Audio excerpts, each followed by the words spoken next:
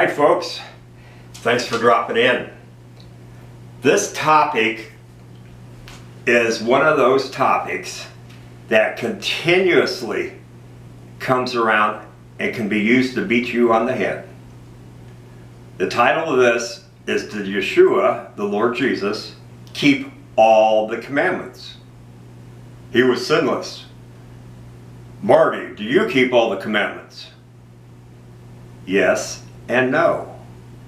See, people are so Pauline indoctrinated, they cannot see the reasonableness of why the Hebrew word, the instructions from Yahweh, for us, He was the designer, we are the product, of how we should function and operate. That is why I use Bible Defined as the title of my videos. Because I got to define what these words mean. And I'm going to use an analogy. I'm going to use an analogy that you, I think, can understand. Okay? On your garage, you have a garage door. People call me up all the time and say, Marty, can you replace my garage door? I say, well, let me guess. Are you talking about the overhead garage door or the walk-in garage door? We got to define what garage door means, okay? Now, if I go over to your house with an overhead door, I have, this is not it, but I have all these pages. This is the Levitical laws. This is the Levitical instructions of installing an overhead door. They have all these pages, okay?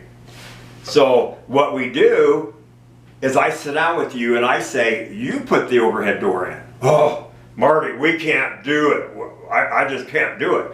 That is not what the Creator who wrote the Levitical laws of installing an overhead garage door intended. If you go page to page, the Creator of the overhead door tells you the blue screws go in the blue holes and the red screws go in the red holes and so forth. It also tells you different applications. It says you have a 9-foot ceiling and an 8-foot door and an 18-inch radius track. You should be able to fit a standard door in. But if you have a low headroom, then you need a special track with a double track for a low headroom that makes the upper panel tilt. See, it's all in the Levitical laws, the instructions that the Creator had. And He says, you read through this and you'll see which application fits you. I'm just a Joe Blow. I'm just like anybody. But I had to learn by the Levitical laws, the instructions of the Most High, how to put an overhead door in. And I can do it. I don't always like to do it. And it's even cheating when you have a defective door with bad rollers and bad tracks. You can at least see where the holes were. When you take something apart and observe it, you can see how to put the new one back together faster. And a lot of times I go through the Levitical laws of installing garage doors, overhead doors, and I write down and I fold the pages of which one applies to the application. Am I doing a vertical or a regular style or a low headroom? See, there's different applications. Are you having a torsion springs? Are you having a opener? See, there's so many different things, and that's what the instructions of the Most High, the Levitical laws, Yahweh said, I'm giving my people instructions on how to live. People ask me, well, Jesus, Yeshua kept all the laws. No, He didn't. It's impossible for Him to keep all the laws. Why do you say that, Marty? Because He was never a leper. There's leprosy laws. Yeshua didn't have leprosy. Laws on intercourse and your seed. Laws of menstrual periods and when are the purifying times. He wasn't a woman.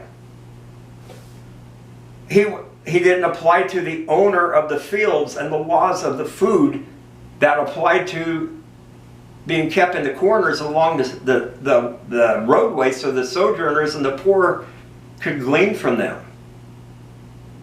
So when someone says, Marty, you keep all the laws, I keep all the laws that apply to me.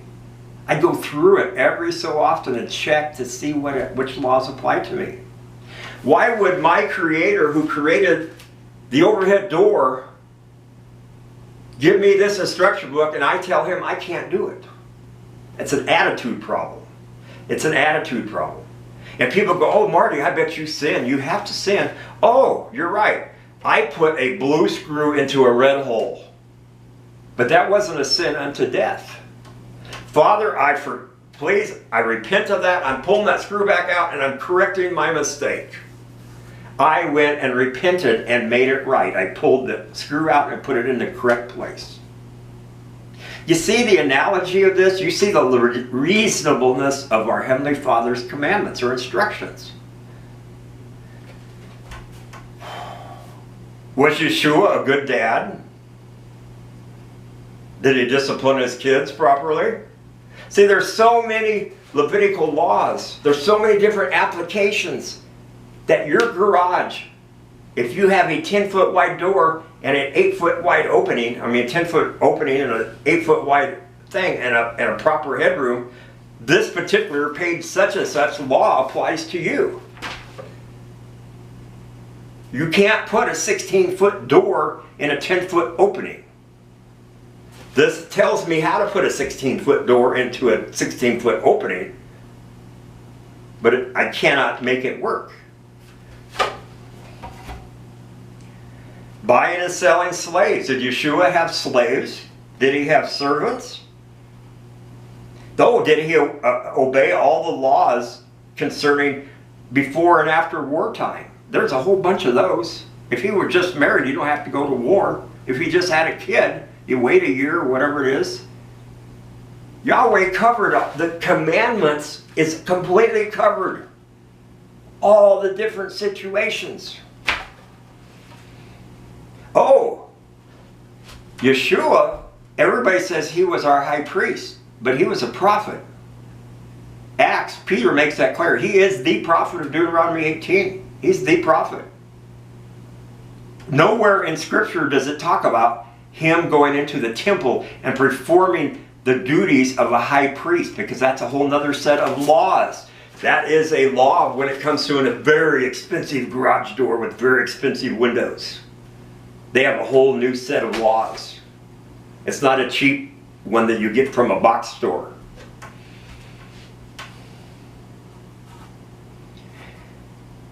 Think about it, people. Even Samson, he didn't lose his power when he ate the honey out of the dead animal. He's not supposed to touch a dead animal. And his second time, I've been trying to think all night what in the world that was. I can't think of what it was. Until finally the third strike, he had his hair cut. See that? I don't get struck down by my Heavenly Father because I do one thing wrong. My overall intent is to walk righteously and blamelessly before Him. His instructions are very doable. You and I will stand before our Lord and Savior, our Messiah, the one that you believe paid for all your sins. He's going to say, I set you free to follow the law of Yahweh, my Heavenly Father. Did you do that? Did you look at the instructions to see which one to apply, or did you go around criticizing people because they're going to make one mistake and I'm going to get them and they're going to burn in hell? Obviously, I'm emotional about this. The best thing I ever did was find out that I can keep and walk rightly before my Heavenly Father because my Savior washed away my past sins and set me free on a new track. And I don't mean track as a garage track. See, free to do the right thing. My grandson, who's 17, has been going through some struggles. And people call him stupid, and people call his name, his own relatives are calling him. I said, you're not stupid. You're just unlearned. You have no experience yet. The more respect you'll get is by the authority you gain. Lost my thought. You'll get more respect by the authority of your right decisions, right choices. I'm a gray-haired old guy. I can walk in someone's house and tell them that's not correct and this is how you do it. And they believe me. Because I'm a gray-haired old man that's been doing it for 40 years. See, he's just a young buck. But I don't want to point out all his flaws. I want to show him his potential. I said, someday you can build a brand new house. Why? Because we have the Levitical laws on how to build a house and how to frame and how to side and how to put windows in and how to seal it and how to make it airtight. Do the electrical and do the plumbing and do all that stuff. People, you follow commandments, instructions every single day. You get in your car. My wife's new van thing that she got so she could haul grandkids around. Big old screen right there. And you talk about people getting crashed. She's so busy, oh, turn the air up, turn this and this. Look at all the things this does. I said, watch the road, honey. It's incredible. There's so many gadgets, I don't know how to start the car. You just push a button. Oh, I can't get it to start. Why? Because she's got the key in her purse. The key has a signal. Maybe the government will just turn our signals off and we can't go anywhere. Anyway, if you think that you cannot, oh, my old pastor, and I know he doesn't watch these videos, he said from the pulpit on video that our Heavenly Father gave the commandments to show that we can't keep them. That's insane. That was insane. I don't know where the word blasphemy line is, see? And so, and I got after him. This is years back. I got after him because he's using the F-bomb at a men's meeting, prayer meeting, at his church with his own son sitting there because he wanted the men to feel comfortable that the pastor isn't perfect. Pastor isn't perfect. Wow. Jesus will change your life. Change your life to what? Without a guideline, an instruction manual, we won't know what the standard is when we're judged. I want that overhead door to work really nice and smooth. I want the tracks to run. I want the setting. I want to keep, so rain keeps it out. So animals keep it out. So your signal from your car, push button to the thing works.